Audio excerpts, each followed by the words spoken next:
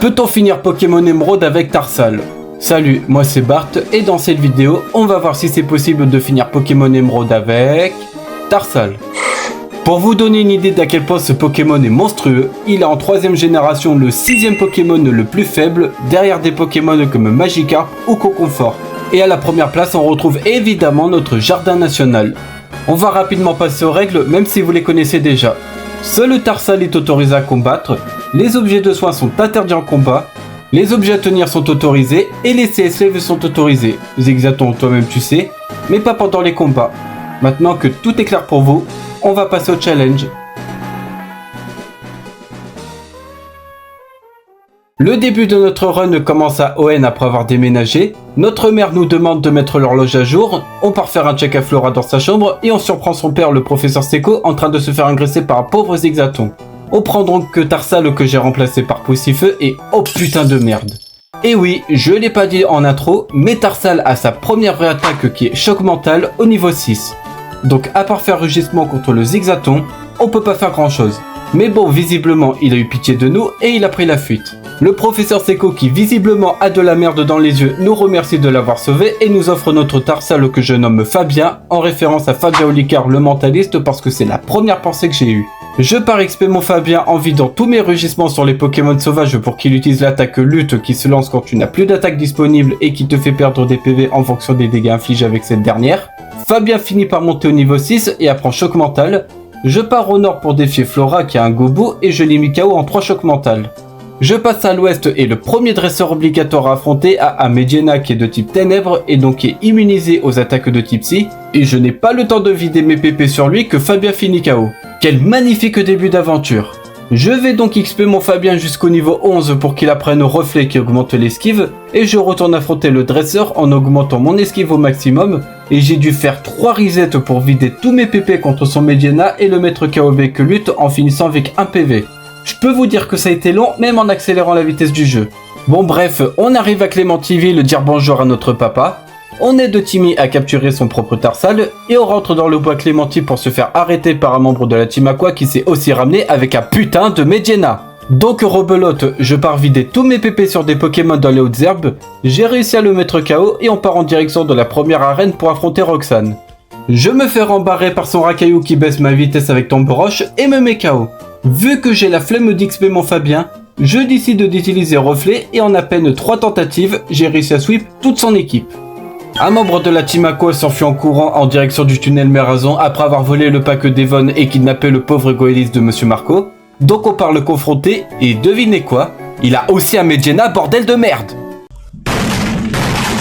Je retourne vider mes PP contre des Pokémon sauvages, j'en ai profité pour affronter les dresseurs accessibles avec la CS Coupe et je suis mort une fois contre un dresseur et son Mediena. J'en ai marre.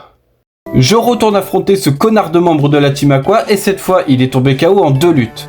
On rend le Goélis à Monsieur Marco, le pack d'Evon à la Devon Sarl, le père de Pierre Rochard nous demande d'apporter une lettre à son fils au village Myokara, et on affronte Flora à l'entrée de la ville qui ne m'a pas fait un seul dégât car son charter n'a fait que malédiction, et son Gobu a tenté une patience qui a échoué.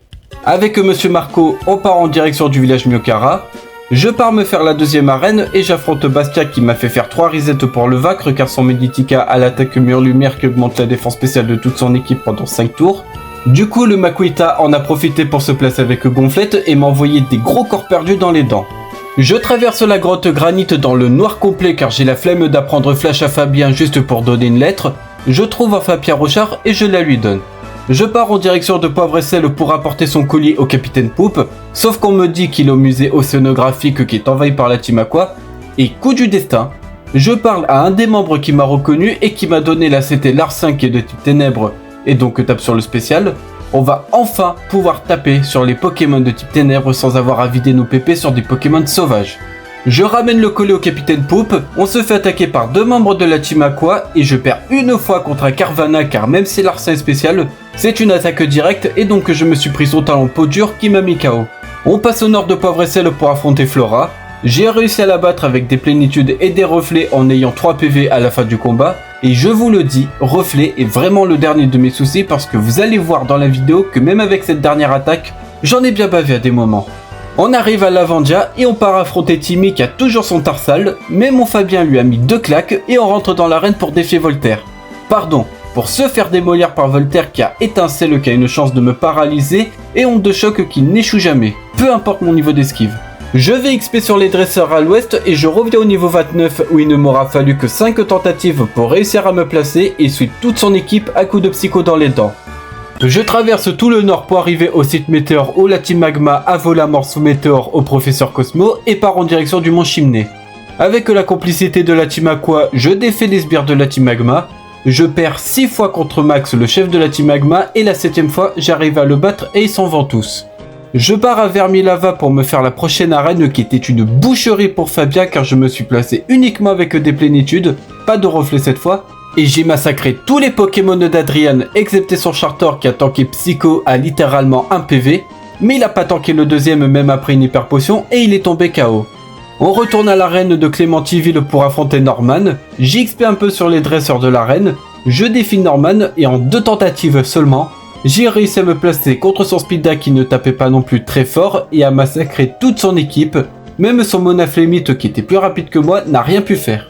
On part à l'est de Lavandia pour arriver au centre météo qui a été envahi par la Team Aqua et l'admin Sarah n'a pas pu faire grand chose contre mon Fabien qui a pris Onde de Choc entre temps. On traverse le pont, Flora nous arrête pour un combat que j'ai plié comme les précédents contre elle. On arrive à Symmetronel et on rentre dans l'arène après avoir dégagé le Kecleon qui nous bloquait le passage.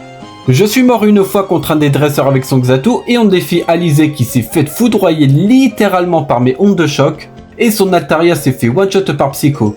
Je commence à me dire que cette run devient trop facile et qu'un peu de difficulté serait le bienvenu. Ah, je sens que je vais regretter d'avoir dit ça.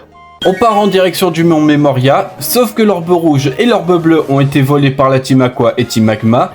Je bats Flora à Nenu Creek, je pars me faire la quête du générateur à Lavandia pour récupérer la CT Tonnerre que je remplace par Onde de Choc, et je me dirige au pied du mont Chimney pour empêcher Max de réveiller Groudon. Sauf qu'il l'a réveillé avant que j'arrive et me poutre avec son Graiena pendant que je me place. J'ai dû bien faire une dizaine de resettes pour réussir à le vaincre et on part en direction de Poivre et Sel où cette fois c'est la Team Aqua qui a volé un sous-marin.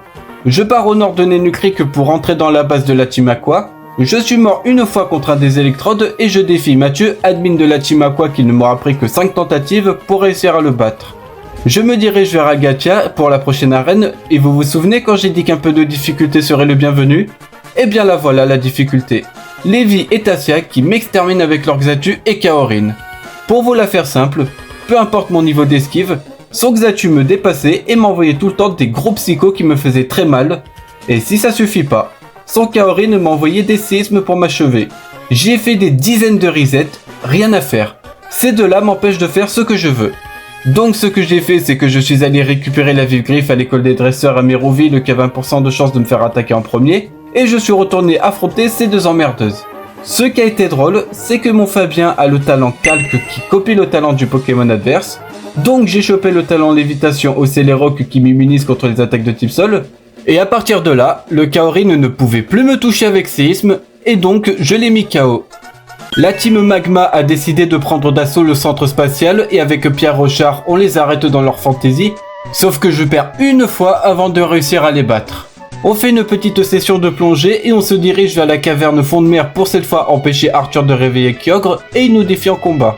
J'ai réussi à le passer du premier coup, sauf que ça ne l'a pas empêché de réveiller Kyogre et à cause de leur connerie, on doit se rendre à Talanopolis car Kyogre et Groudon sont en train de se battre, même si je me demande comment ça se fait que Kyogre n'arrive pas à le battre vu que Groudon est sur une toute petite plateforme de terre au-dessus de l'eau.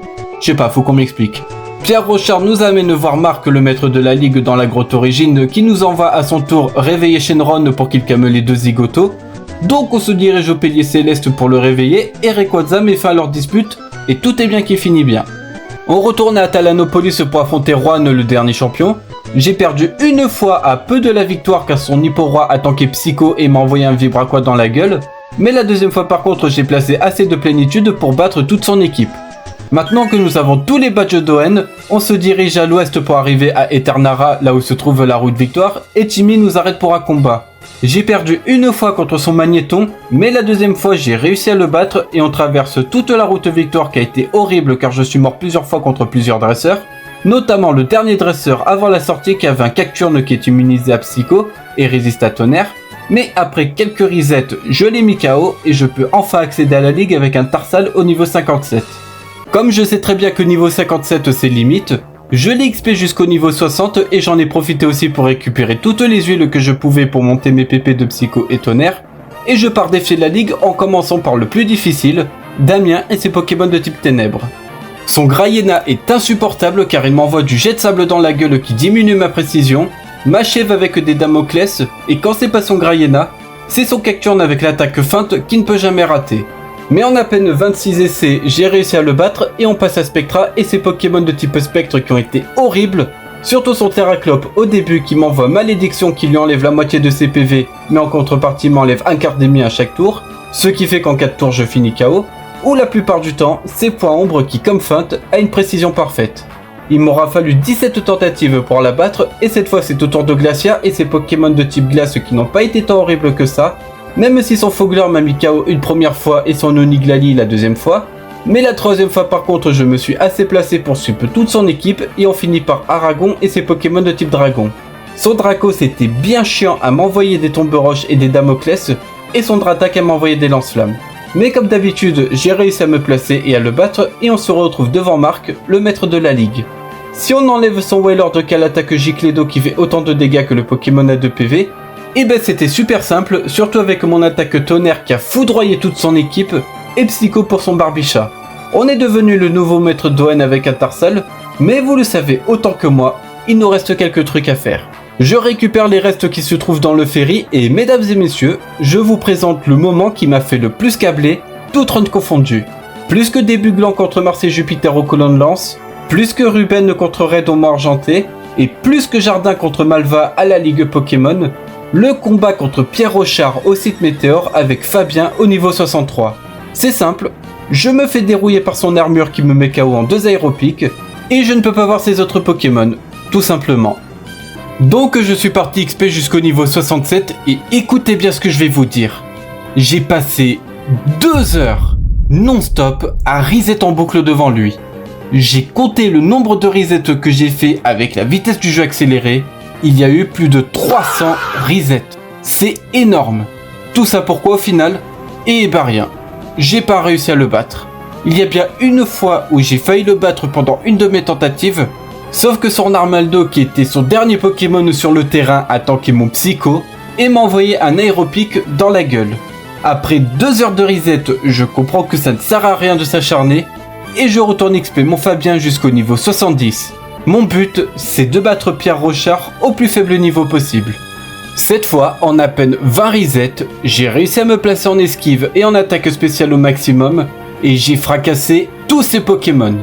Je viens de battre Pierre Rochard avec seulement un Tarsal au niveau 70.